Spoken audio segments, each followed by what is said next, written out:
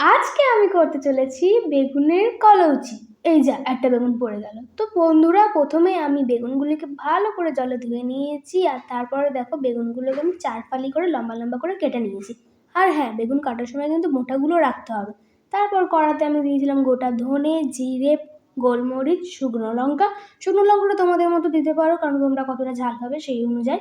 তো তারপরে দেখো আমি এখানে একটু ভাজা ভাজা হয়ে গেলে আমি শিলেতে ভালো করে গুঁড়ো করে নিয়েছি মশলাগুলোকে। আর দেখো মশলা গুঁড়ো করতে করতে এখানে হচ্ছে কিনা চলে এসেছিলো আইসক্রিম, আর আমি ওই জন্য আইসক্রিম কিনেছিলাম একটুখানি। আর তারপরে এতে একটু নুন দিয়ে বেগুনের গায়েতে ভালো করে একদম মশলাগুলো লাগিয়ে নিতে হবে। তারপর কড়াতে তেল দিয়ে একটা একটা করে বেগুন ছেড়ে দিলে ভালো করে ভাজা ভাজা হয়ে গেলে তুলে নিতে হবে।